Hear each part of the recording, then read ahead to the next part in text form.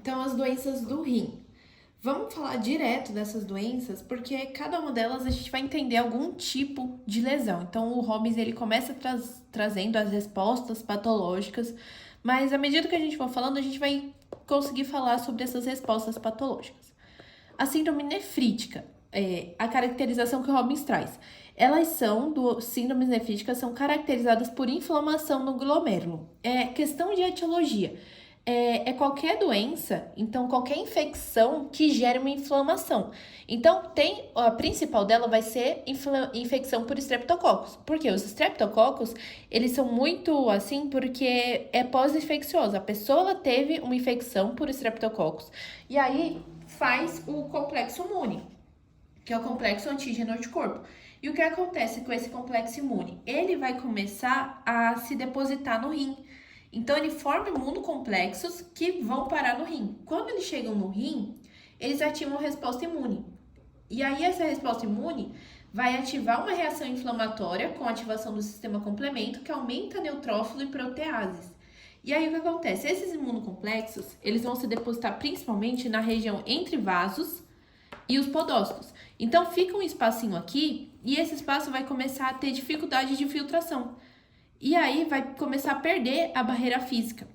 E nisso vai permitir a passagem de sangue. Então, como teve essa lesão, inflamação nos glomérulos, o sangue que fica lá vai começar a perder por conta que vai lesar essa barreira. E aí vai ter perda de sangue na urina, que é a principal característica, que vai ser a hematúria. Então, principal característica aqui é a hematúria. Sobre etiologias, então, não vai ter muito essa questão de etiologia, então é bem difícil ela cobrar, porque é qualquer doença infecciosa que gera imunocomplexos. E como tem várias, a questão vai te falar, tipo, o paciente teve uma infecção por um período e tal de streptococcus, então você vai conseguir saber. Aí, pós-streptococcus, a streptococcus está associado ao influxo de leucócitos, então agentes inflamatórios, quer dizer, agentes imunológicos, que fazem complexos imunológicos. E o antígeno incitante, ele pode ser tanto exógeno quanto endógeno. E aí, a gente trouxe principalmente a questão dos streptococcus, então pós-streptocóccicas. Ela é causada por complexo imune, contendo antígeno dos streptococcus, principalmente, e anticorpo específico para ele. E aí o que acontece? Eles vão formar esses complexos, vão se depositar no glomérulo, vão inflamar aquela região, porque é um complexo antígeno-anticorpo, gera ativação do sistema complemento que faz inflamação, e aí vai ter essa inflamação lá. E o que acontece? Vai ser um processo inflamatório agudo glomerular. Então, o processo patológico vai ser processo inflamatório agudo glomerular. Em especial o pós-estreptocóccicos. E como se dá a fisiopatologia dela?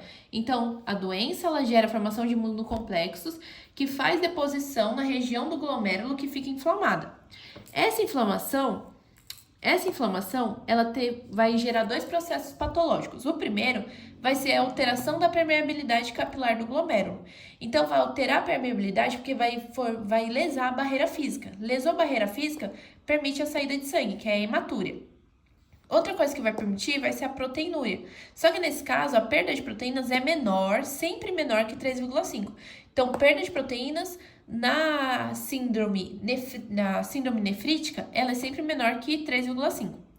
Outra coisa que vai acontecer dessa inflamação, vai chegar a células inflamatórias nessa região do glomérulo. Isso vai fazer uma obstrução glomerular.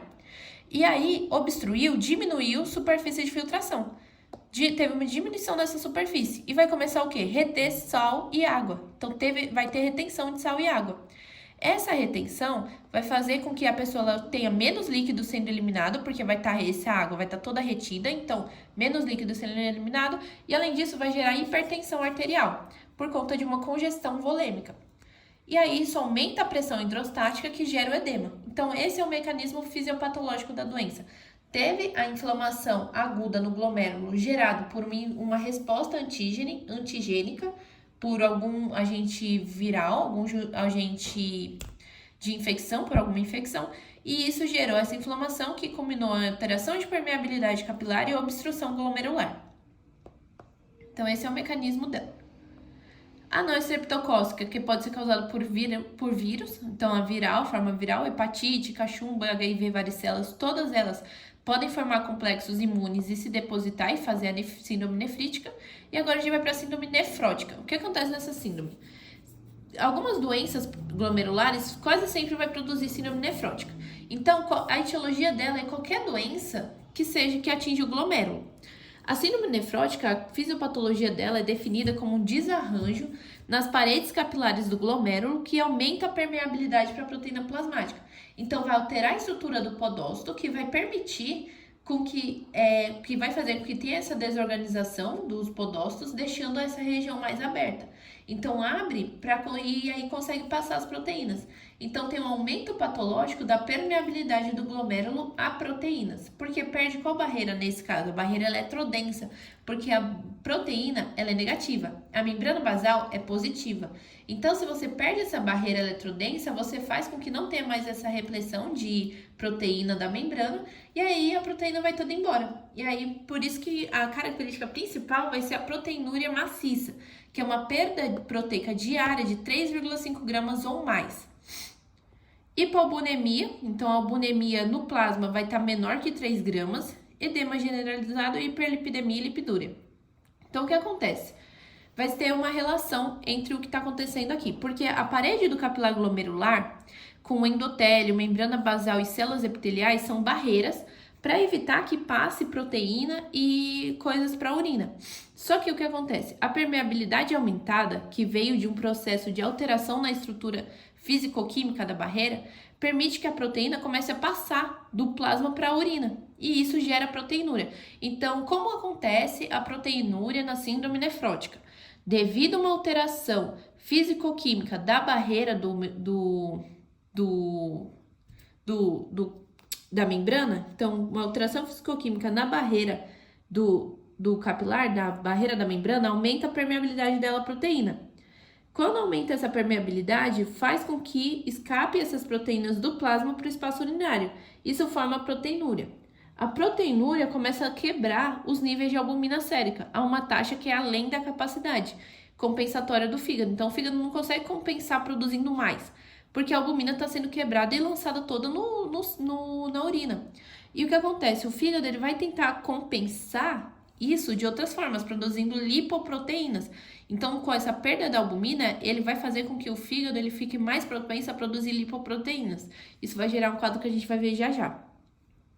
E aí, perdeu a albumina, gera o edema. Então, qual o mecanismo patológico da formação do edema na síndrome nefrótica? Devido à perda da albumina, não vai ter mais, vai gerar uma diminuição da pressão colodosmótica. Isso faz com que gere o edema. E também tem retenção de sódio e água. Isso daqui também gera retenção de sódio e água. E aí, tem essa questão do edema.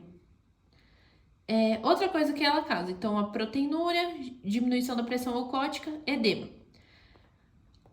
Essa diminuição da proteína faz com que o fígado produza mais lipoproteínas. Isso gera o quadro de dislipidemia. Então, quase sempre, pessoas com síndrome nefrótica têm questão de colesterol alto devido a essa dislipidemia, por conta de uma alteração no fígado que está deixando de ter albumina, de produzir albumina, e começa a compensar produzindo lipoproteínas. Outra coisa que esse mecanismo faz é que ele começa a perder anticoagulantes na urina. Então, o que era para ser anticoagulante é evitar a coagulação, vai embora na urina. Isso gera hipercoagulabilidade. E isso acontece, gera eventos trombóticos. As etiologias dela são várias. As causas sistêmicas mais frequentes vai ser diabetes, amiloidoses e a LES, que é o lúpus eritematoso sistêmico, a principal etiologia dela. Mecanismo fisiopatológico é isso que a gente acabou de falar.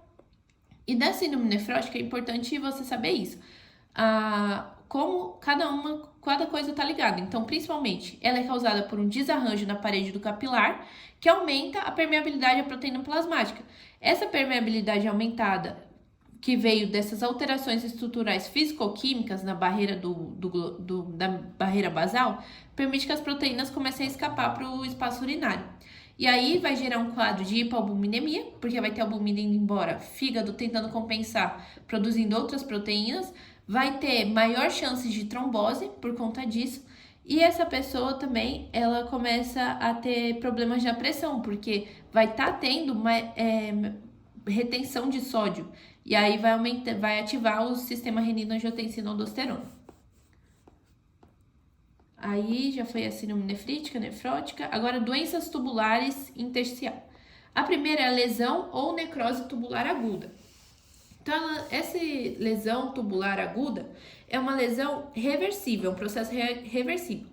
O que acontece? Se tem um diagnóstico rápido, nem sempre, por isso que tá lesão barra necrose, porque não é obrigatória a presença da necrose. A necrose nem sempre vai ser obrigatória. O que acontece aqui é que se faz um diagnóstico rápido dessa lesão, você consegue evitar que gere um mecanismo de necrose. Então, não é obrigatório que tenha necrose. Já o processo dela, principalmente, ele veio a LTA, né, que é lesão tubular aguda, pode ser causado por várias condições, principalmente isquemia e lesões tóxicas diretas. Então, por exemplo, mioglobulina, globulina, hemoglobina, bilirrubina ou fármacos metais pesados. Então, o que acontece? Qualquer coisa, uma isquemia ou uma lesão tóxica, elas podem fazer, principalmente a isquemia. Isquemia leva um quadro de hipoperfusão. A hipoperfusão diminui o sangue para as células. Quando tem essa diminuição do sangue nas células, gera uma degeneração hidrópica das células tubulares. Então, degeneração, então se perguntar qual o tipo de degeneração na lesão tubular aguda, é uma degeneração hidrópica das células tubulares, porque não tem oxigênio. E o que acontece? As proteínas de membrana vão começar a ser redistribuídas. E isso diminui a taxa de filtração. Então, queda na taxa de filtração glomerular. Isso gera um processo inflamatório, porque você vai ter muita proteína nessa região passando. Processo inflamatório. Quando começa o processo inflamatório, as células que são inflamatórias, são citocinas, quimiocinas, vão para o lúmen do túbulo. Células no lume. E aí, isso vai fazer com que tenha um aumento no líquido no interstício, porque você está tendo uma obstrução dessa região, começa a acumular líquido no interstício. Então, aumento do líquido intersticial, isso gera o edema. E aí, esse edema vai estar presente nessa questão. E o que acontece? Se você não consegue compensar essa hipoperfusão renal, essa hipoperfusão que está acontecendo, o último caso, ele vai evoluir para choque. Então, quando evolui para choque, devido à hipoperfusão, vai começar a pessoa ela não vai conseguir mais ter essa perfusão renal. E aí vai necrosar, começar a ter necrosar as células tubulares. Então, o último processo vai ser uma necrose das células tubulares. Então, quando você fala de algum processo que gere isquemia, então diminuição da perfusão, então qualquer processo, aconteceu que a pessoa teve isquemia, então ela teve um choque séptico, então pode começar com choque direto. Então, começou com choque séptico, diminuiu taxa de perfusão renal, diminuição de taxa de perfusão renal gera degeneração hidrópica das células tubulares. Isso gera um processo inflamatório, vai ter mais leucócitos migrando no lúmen do tubo. Isso vai fazer com que aumente o líquido no intestino e gere o edema. Consequentemente do edema, essa hipoperfusão não sendo tratada, não reverteu a hipoperfusão, a pessoa ela vai ter necrose das células tubulares, porque elas pararam de receber oxigênio. Elas não estão mais recebendo oxigênio. Então, vai ter essa necrose que é característica dessa doença. Aí, o que acontece também da isquemia e da lesão tubular. A isquemia, ela leva à vasoconstrição, porque você altera a quantidade de sódio, aumenta o sistema renina-angiotensina-aldosterona, e aí vai fazer com que o sistema nervoso simpático faça essa vasoconstrição. E aí, fez vasoconstrição, tudo isso diminui a taxa de filtração. Aí, o que acontece? Tá tendo essa inflamação, então, além da inflamação, tem descamação de células e refluxo do conteúdo no túbulo. Isso gera essa obstrução, como eu falei, tem processo inflamatório de leucócitos caindo no lúmen do tubo, gera essa obstrução. Essa obstrução gera uma diminuição na produção de urina, então na questão desse assunto, vai falar, sente uma diminuição no conteúdo urinário. Por quê? Vai ter oligúria, porque a pessoa está tendo uma obstrução e fazendo com que a água que devia estar sendo eliminada comece a ficar retida. Então, essa questão do edema é característica porque a água ela vai começar a ficar retida no interstício. Então, é isso que ele vai estar falando aqui, o Robbins, né? A LTA é causada por uma isquemia devido à diminuição do fluxo sanguíneo, cujo exemplo inclui envolvimento dos vasos sanguíneos intrarrenais, hipertensão maligna, microangiopatia e condição sistêmica associada à trombose. Ela é uma lesão reversível. Se você tira o agente, então se você volta a ter circulação sanguínea, você consegue reverter isso facilmente. A maioria vai de trauma grave até pancreatite aguda. Então, como tem questões que trazem essa questão da pancreatite aguda como etiologia para essa doença. Tem como um período de fluxo, a maioria, desde o trauma até a pancreatite, elas têm como um período de fluxo sanguíneo inadequado para órgão periférico, geralmente acompanhado por hipotensão intensa e choque. Esse padrão é chamado de LTA isquêmica.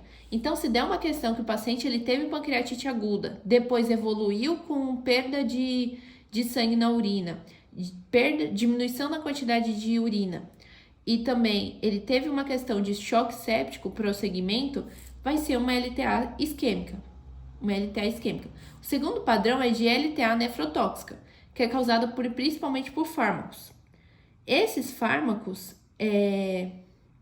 eles geram crises hemolíticas, que gera hemoglobinúria, e lesão no músculo esquelético, que gera mioglobinúria. Então, tudo isso aqui vai gerar com que saia sangue na urina. Tudo isso combina com sangue na urina. E o conteúdo tóxico do ferro dessas globulinas contribui para a LTA. Além da frequência, deve ser somada a importância para a reversão do LTA. A condução adequada faz com que tenha recuperação. Então, se tirar o agente tóxico, recupera. Então, a patogênese da doença. Ela vem por uma lesão celular que gera redistribuição das proteínas. Então, uma redistribuição das proteínas da membrana, perdeu a polaridade, começa a perder polaridade, ou seja, tem mais proteína passando, indo embora. Aumenta a pressão intratubular. Então, aumento da pressão intratubular aumenta líquido no interstício. E aí tem o edema intersticial. Agora, as últimas fases, quando você retira o agente agressor, você tem a manutenção e a reparação. Então, essa é a patogênese. Característica, vai ter cilindro. Então, esses cilindros hialinos, só que nesse caso são cilindros hialinos, são compostos com glicoproteínas. Então, cilindros hialinos são compostos por glicoproteínas. A isquemia gera esses processos de perda de polaridade e resulta num transporte anormal dos íons.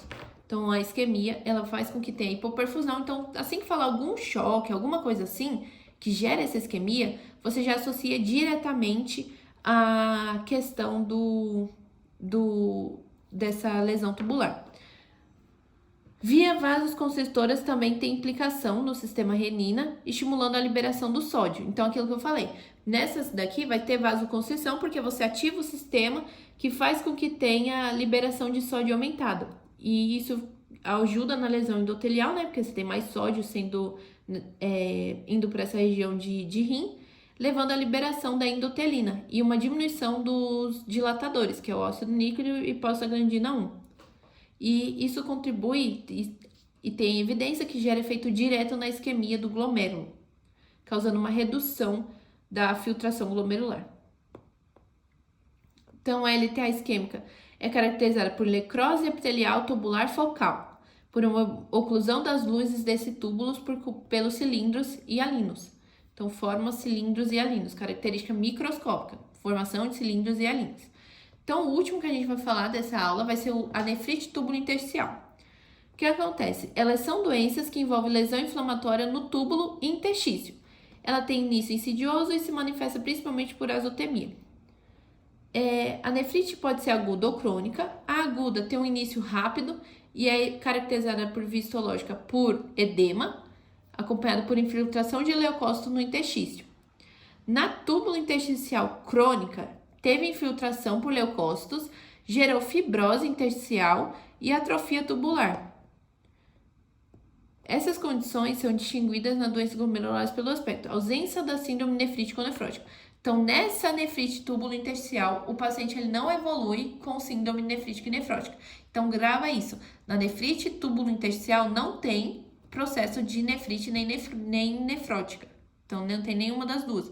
Então, tanto não vai ter perda de sangue, tanto não vai ter perda de albumina.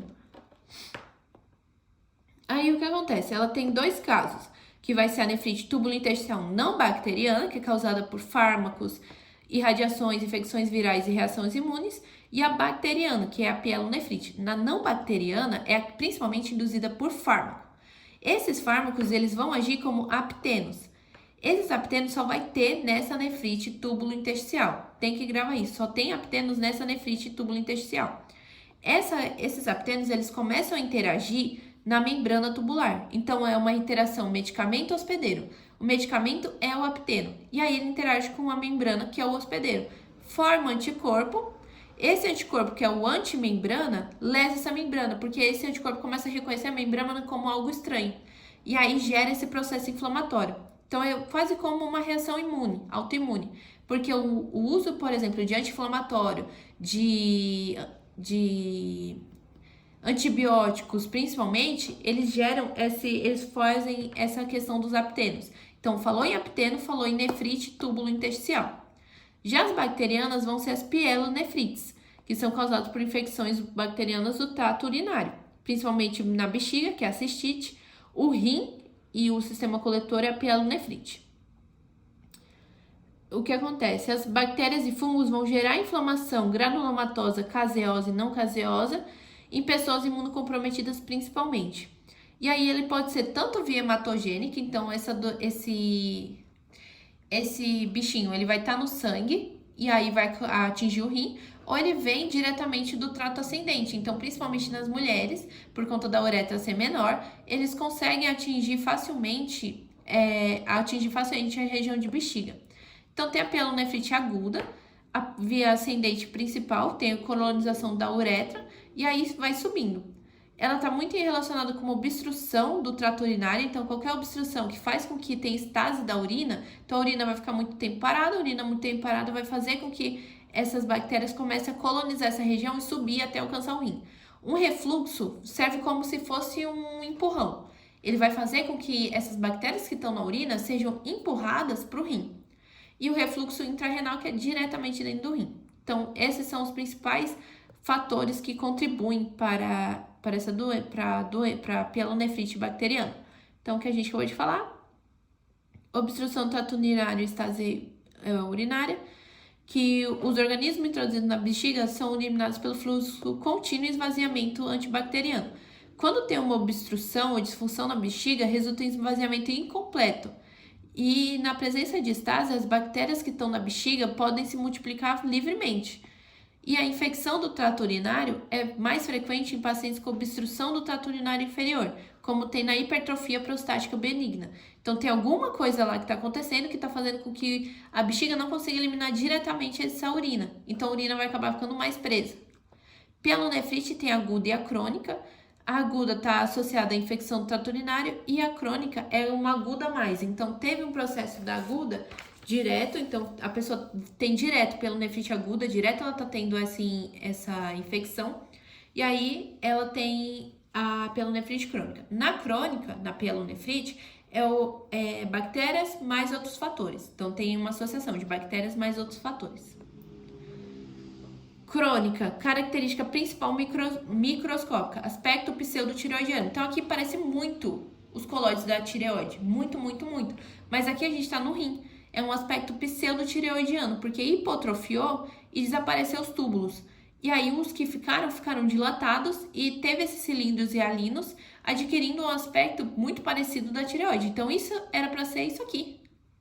E não é. Ela formou na pielonefrite crônica, faz esse processo de hipotrofia. Eita, o pessoal não tá escrevendo. Então, pra gente ir rápido aqui, cistite, causada principalmente por Escherichia coli. O que acontece? A cistite vai ser uma questão de bactéria na bexiga. Então, qualquer coisa que faça com que os mecanismos antibacterianos não ajam, faz com que isso aconteça. Então, da cistite é basicamente isso, você precisa saber. Urolitíase, vai ser pedra no rim. O que acontece? Tem essas pedras, tem vários tipos de pedras, e aí elas aumentam a saturação do cálculo, que altera o pH, E tem uma diminuição do volume urinário, porque você tem calcificação. Então, sempre que falar calcificação, tá falando de urolitíase, que é o cálculo renal. E aí cliva urina em amônia e alcaliniza a urina. Então, tem um processo, uma precipitação dos sais de fosfato de amônia, e aí tem esse processo de formação das pedras. Então, ajuda a formar mais pedras. Hidronefrose. Hidronefrose, quando a gente fala dela, é uma dilatação na pelve renal, que aumenta a pressão na pelve. Então, lá está dilatado, aumenta a pressão. Isso aumenta uma pressão no ducto coletor, então aumenta a pressão no ducto. E eles dilatados faz com que o córtex ele sofra atrofia. Então, o córtex fica atrofiado na hidronefrose. Agora a gente vai para a última aula da Denise, quer dizer. Nessa última aula, ela trouxe a questão de neoplasias. Vamos focar no que é importante de fato. Então, a primeira é a doença renal policística autossômica dominante. Essa doença renal, a gente tem 2 genes que são importantes. O gene PKD1, que codifica a policistina 1. Então, falou em gene PKD1, é aquele que codifica a policistina 1. E o gene PKD2, que codifica a policistina 2. Na PKD1, ela codifica a proteína de membrana, que é a policistina 1, que tem vários domínios transmembranares, que é expressa nas células epiteliais tubulares, particularmente a que estão no néfron distal. Então, ela está nessas células tubulares que ficam nesse néfron. E ela é responsável por 85% do caso. Então, se falar da tipo de neoplasia mais insidiosa, então a principal é a doença renal policística autossômica dominante com mutação de PKD1, mutação na policistina 1. Já a PKD2, ela é responsável pelo caso restante, então pelos últimos casos, que vai ser uma mutação na policistina 2, que está nos túbulos renais e extra-renais e forma o canal permeável a cálcio. Então, ela está nesse canal de cálcio. E o que acontece? A patogenia da doença, né? As células epiteliais do rim tubular têm um único cílio primário móvel e uma organela grande, que ela está aderida. Então, quando você tem alteração dos mecanosensores, então atua no mecanosensor do canal de cálcio, vai ser a policistina 1. A policistina 1 atua no mecanosensor do canal de cálcio. Já a policistina 2 atua diretamente no canal de cálcio. E aí o que acontece? Mutação na 1 e na 2 gera esses processos. Então, tanto a 1 quanto a 2 vão estar nesses cílios. Só que a mutação da PKD1 leva à perda do complexo da policistina, ou à formação de complexo aberrante. A interrupção da atividade normal vai resultar em alteração do cálcio intracelular, que é o que ela regula, ela é um mecanoreceptor, ela regula os eventos de sinalização, então ela consegue parar esse influxo de cálcio a ponto de evitar que gere esses cistos. E já na 2, ela codifica o próprio canal de cálcio. Então, a 2, ela está responsável por codificar diretamente os canais de cálcio. Então, deixa eu ver aqui, uma aqui. Aí, ó. E a policistina 2 forma um complexo proteico que regula o cálcio intracelular, em resposta ao fluxo do fluido. Talvez porque o fluido se desloque através dos túbulos renais e promove uma flexão que abre canal de cálcio. Então, se você tem uma mutação na policistina 2, ela vai fazer com que esse cálcio ele acabe ficando sempre aberto. Então, esse canal de cálcio ficando sempre aberto, tem muito cálcio para fazer cistos. Dessas daqui é isso, precisa saber o quê? Que a policistina 1 atua no mecanorreceptor do canal de cálcio e a PKD2 atua diretamente no canal de cálcio. Uma mutação nelas faz com que tenha mais agregação de cálcio e gera os cistos. Então, PKD1, alteração da transdução de sinal em mecanorreceptor que altera o canal de cálcio, o que diminui a entrada de cálcio, que é o mais comum. Diminuindo a entrada de cálcio, você vai ter muito cálcio acumulando, muito cálcio forma cistos. PKD2 no receptor de abertura, então nos receptores da abertura do canal, e atua diretamente, ela está lá nesse canal de cálcio, então se esse canal de cálcio vai ficar mais fechado, vai ter menos cálcio, e aí aumenta a MP cíclico, que estimula a proliferação das células tubulares. A recessiva não é importante porque é da criança, não é importante porque ela tem só a fibrocistina. Aí vai para os neoplasias benignas. A papilar renal significa que não tem cápsula e atinge túbulo proximal, é bem diferenciada. Oncocitoma, ela confunde um pouco com maligno, então, porque ela faz meio que essa região aqui de cisto ou cápsula, mas ela não é maligna, ela é benigna. Então, oncocitoma é benigno. Angiomiolipoma pode fazer hemorragia, que é aquela que deixa o rim gorduroso. Tumores renais, agora os malignos, vai ter primeiro os carcinomas de células claras, que é o tipo mais comum, que precisa saber que é uma mutação no gene VHL, que codifica uma proteína que marca outras proteínas para degradação. Se você modifica esse gene, você não marca mais as proteínas que tem que degradar. Então, nas carcinomas de células claras, vai ter acúmulo dessas proteínas que vai fazer com que tenha o câncer. O carcinoma papilar, ele é uma mutação no MET, que tem uma mutação no MET, e eles são multifocais. E o de células renais é uma translocação de um gene, que é a XP11, que ela está envolvida nas células renais. E quando muta, ela vai ter uma proliferação dessas células renais. Então, isso é o que precisa saber dessa allogineoplasia. Mas, em especial, essa questão da PKD1 e da PKD2. Então, a PKD1 codifica uma proteína da membrana, que é a policistina 1, e que está nas células epiteliais tubulares. Na A2, ela está expressa numa proteína de membrana também, que está em todo o túbulo renal e controla o próprio canal de cálcio. Ela simplesmente controla todo o canal de cálcio. Então, é isso que precisa saber.